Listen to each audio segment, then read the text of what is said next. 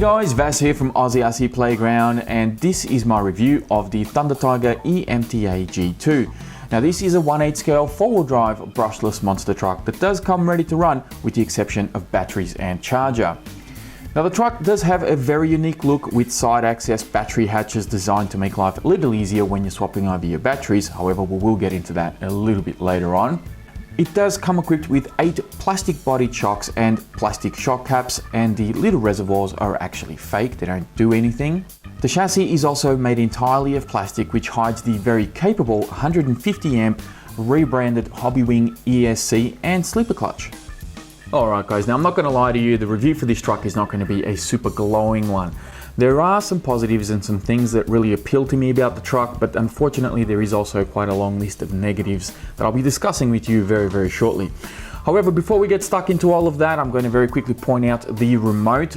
This guy I have actually reviewed in the past, and I have to say, you know, it does its job for what it is. A couple of things I don't like about it is that it is quite clunky and it's quite bulky as well. It does weigh a little bit more than the norm due to the fact that it runs on 6 AA's, not 4, as do a lot of other ready-to-run remotes. However, it does have that removable battery tray which will allow you to plug in your own rechargeable battery if you want to do that. Feels okay in the hand, but I would have preferred a drop-down wheel. The wheel itself does have a good rotation on it and it feels, you know, fairly decent, as does the trigger. No collapsible antennas to break off, but of course if you do break this guy off, well, you've probably got some anger management issues. Other than that, it will do the job just fine, as do a lot of these ready-to-run remotes. Now, for the truck itself, as you can see, it's quite a tall truck. It has a high center of gravity. It has quite a big presence on the bench here, and it will also have a big presence out on the field when you're amongst friends and there are other RCs out there. It definitely stands out. It has a very unique look to it. So these are all good things. Now, let's talk about some of the positives, some of the things that I like about this truck. First off is the rear wheelie bar that comes included in the box. You will have to mount this guy on. If I remember correctly, I had to put this on, which is great to see. I mean, a lot of 1/8 scale monster trucks don't have that included. Some of them do. This being one of them, and I have to applaud Thunder Tiger for including it, because I have to say it does come in handy, especially on a truck like this that does like to pop wheelies very often. Another positive on this truck is the very capable 150 amp rebranded Hobbywing that is included in here. The ESC is capable of running on both 4S and 6S. Probably can run a 5S in here as well, but you are going to need to run 2 batteries, which means you need a 2S and a 3S to have the exact same milliamp hour and C rating, so that you don't run into any problems and discharge one of them too much. The 2000 kV Ripper motor, very capable motor that's been proven time and time again throughout a long line of Thunder Tiger vehicles in the past, and it's no exception here. The motor is more than capable of some really good power and high speeds on the truck. Speed on the truck, however, is a little bit lacking. Straight out of the box, it's a bit undergeared, it's quite underwhelming. It's not super slow, but it does leave something, you know, a bit to be desired, I guess. And I think Thunder Tiger undergeared a bit too much. Now the truck does come equipped with a 55 tooth spur straight out of the box and a 20 tooth pinion. They do, however, include a 51 tooth spur gear, which I ended up changing. And this leads me to my first negative on the truck, which is working on this RC is a nightmare. Swapping out, you know, shocks and the shock tower, which I'll get into very soon, not so much of a problem, but when you do get inside and try to work, you know, try to get access to the motor and the pinions and the spurs and all that, really a bit of a hassle. I was not impressed. I mean, in a way I was impressed by how it's been engineered, because it is a plastic chassis, so everything is kind of layered and intertwined, so to make it nice and strong, obviously. So I guess in that regard, yeah, they've done a great job there. But when it comes to working on it, yeah, it's a bit of a problem. Really difficult, certainly not something that a first timer would want to get themselves into. A lot of different size screws. You have to remove one part to get to the other, and you have to remove that part to get to this one, and eventually you get access to the spur gear. Took me a good hour and a half, I think almost 2 hours to remove that spur gear and replace it and put everything back together. So definitely a big task. If you are going to do that, make sure you do it right, do it once and leave it alone, because I can guarantee you don't want to do that twice. I certainly don't. The steering servo is also a disaster. I really don't think that the steering servo is adequate for this truck. It's something that I'm going to be upgrading very, very soon. One of the things that I've found, you know, to sort of judge whether a steering servo is strong enough or not is just have this truck stationary as it is, turn the steering on your remote and see if the tires will actually turn. It won't turn these trenches very well, much less the stock tires that it comes with, which are these ones here. And it really struggles to turn these full lock either one way or the other when it's in a stationary position. So the servo is not very strong, and even when you are running the truck, it struggles to hold position when you're actually turning the truck, because the truck is so heavy and the wheels are so big. The servo just doesn't do a very good job, so something that you're going to need to upgrade. Whilst I got the tyres out here, this is also another negative on the truck. These tyres, you know, I have to say, when I did the unboxing for this truck, I was actually quite optimistic about these tyres, and I thought that they were actually going to do okay off-road. They were probably not going to be the best, but they were going to do an okay job. How wrong I was. On the road, these actually do okay, but off-road, they are completely useless. You cannot drive this truck off-road, regardless of terrain, whether it's dirt, grass, gravel, whatever it is that you're going to be running on. These don't grip off-road. They slip and slide everywhere. They don't have a lot of side bite and much less forward grip. So it's really quite disappointing, because the wheels that they come attached to look amazing. I love these wheels, nice and big, chunky, very nice design, but the tires, unfortunately, just terrible. The original eMTA and MT4 and even my Team Associated rival came with these tires. I don't understand why Thunder Tiger moved from supplying this particular truck with these tires. The only thing they could have done is change the rims, because they've used the same rims on the MT4, the eMTA and the rival. They've used the same rims on all three trucks.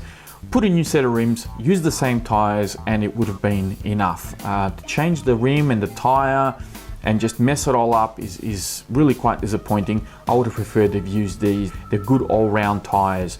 Probably a little bit soft foam, you know, if denser foam would have been nice, but these are a much better option, I think, anyway.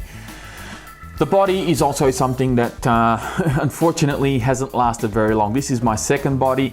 The first body, the truck, I actually got it in a red, which is this one here. And as you can see, I can put 2 fingers right through there and probably another one through here as well. It's all chewed up on the side here as well, because it is very thin and tires will rub on there and break everything. So a little bit disappointing with the bodies. Another thing is too, these bodies are not cheap. I did find a website that stocks eMTA G2 parts, and that is Ultimate Action Toys. I will have a link in the description for you guys to check out. These stock bodies and parts for this particular RC, and the bodies are not cheap. These, I think they're about $70 pre-painted. So quite an expensive replacement, and you know, that leads me to another problem, because a lot of people, you know, when you're done wrecking your stock body, you want to go out and get yourself a new one, and you want to be able to paint it and customize it. And a lot of times people turn to Proline or J Concepts or whatever other brand you want to use, and they tend to be a lot more durable than the stock bodies. And in this case, I would almost guarantee it. However, when you're done with the stock body, you're left with very limited options. First thing you got to deal with is the fact that you don't have adjustable body posts. So whatever body you get is going to have to sit in the predetermined position. You've only got 1 pin at the front, and you got 2 body posts at the back, which, as I said, are not adjustable. And of course, you have the battery tray to deal with as well, which in most cases you're going to be cutting out the sides of your brand new body. Now that may worry some people, that may not. It also depends on the design of the body that you pick, but the fact that you can't really raise it or lower it or adjust it depending on the design and whether it's got a slanting back or it's got a tray or what have you, really kind of limits your options in what you can do. So that's another problem that you have to deal with. The rear shock tower is also another problem you have to deal with, because I've actually broken 3 rear shock towers, which are these ones just here. However, when I ordered one from Ultimate Action Toys, well, I ordered 2. I've got 1 here and I've got a spare. These actually came, they're not very expensive, thank God, but you know, having bought what, 4 already. One of these was obviously the original one, so I've had to get 4. This one here, the new one, you might be able to see has actually got reinforcement in the middle, whilst this one has a great big opening. I may actually give you a bit of a close-up of this because I know it may not be too clear on screen. So I'm hoping that you know, these new ones, which have obviously been an improved design from Thunder Tiger, will actually hold up a lot better, and maybe I won't break them as often or at all for that matter, which would be really nice, because I'm kind of sick of changing these around. So this is another problem area. As you can see, I've got some aluminium shocks on here. The stock shocks are also another problem, which are these ones here. These proved to be an issue when I had my Team Associated rival. This was almost 2 years ago now when I got that truck, and Thunder Tiger decided to bring out the eMTA G2, and unfortunately they supplied the same shocks that came on the rival. I would have preferred this truck to be supplied with the aluminium shock caps, which would have made these shocks a lot better as far as durability goes, and it would have given an edge over the Team Associated rival. Unfortunately, they went with the same exact shock, which have the exact same problem, which is popping shock caps or breaking shock caps. And you know, when you break one of these or you pop them, that's the end of your day. You got to clean the truck because it's got oil all over it, or you got to go and you know, replace a shock cap, which is a real shame. I went for the whole shock replacement. These are actually the same ones that Team Associated sell, which are the MGT 8.0, I think they are. So these are the same thing, they're just under a different model number coming from Thunder Tiger, but they're exactly the same shock, and they work beautifully. I honestly, this truck should have come with these shocks, or at the very least, they should have had the aluminium shock caps, and then it would have been, you know, one less thing that I would have been picking on. But once you swap out your shocks, the truck actually does have really good suspension, and these shocks have been flawless. They've proven their worth on my Team Associated rival, and they've proven their worth here on this truck once again. Very impressed with them, and yeah, if you do get this truck, highly recommend getting these shocks as well. Moving on to one of the last negatives on the truck, which is the battery tray. Now I get the idea with this one, having, you know, changing out batteries without having to remove the body is always a positive. Unfortunately, this is really quite a tedious thing to do. First of all, these doors are actually quite hard to open and close. There is a clip back here that you sort of have to push in, and then the door will actually open. I'll try and turn this around a little bit more. So that's how that will work. Now originally these cables, these ESC cables, are supposed to sit inside the actual tray itself as you plug in your batteries, and all the cables need to be sort of squished and sort of held in position while you very quickly close the door and get your fingers out of the way. And it's just a really bad idea. I mean, I like the concept of it, I just think the execution was not very well thought out. One of the things that I did, which works really well, and I know for a fact that a lot of people have done this in the past with their eMTAs as well, is you just cut 3 provisions for your cables to come through and actually sit on the outside of the door. So what I do is I put my battery in. The only cable that really sits inside is my balance plug, so that will actually sit in there. My battery cable will come up through the top, as does my ESC cable, and of course I'll have another battery on this side as well. And then I can close the door without having to worry about getting my fingers caught or anything like that. I just have to make sure that, you know, hold the cables back and make sure that they're not getting pinched by the door. Now, when I did the cutouts for these cables, I did sand the edges down, so don't worry. I'm you know, the cutout, the plastic is not going to be cutting into the cables or anything like that. I did do this properly, so yeah, that way then I don't get any damaged cables. And then from here you can plug in your battery, you can unplug it, and there's not a big deal. It's not in the way. The body, when it goes over the top, it actually covers the wires, and it doesn't interfere with anything. You can see there, you don't really see the wires or anything like that, and it works perfectly fine. This is actually probably the best option for this battery tray. Now, for a newcomer, if you're new to the hobby and if you're new to the hobby and you don't know how to do this, or you don't have the tools to do this, you don't have a Dremel or a drill, it's really quite a negative point. but thankfully there is, you know, a way to overcome it, and it doesn't cost you anything. You just need a little bit of time, and yeah, just cut out some holes here, and you'll be fine to put your batteries in. A couple of things to note though: make sure that your batteries have the cables coming out from the top, or the front in this case, because if you have batteries like this one, for example, you won't be able to fit them in. Well, the battery will go in only up until where the cables are, and then you can't close the door. So this is a bit of a problem, and yeah, just make sure that you have the right batteries to use in this truck.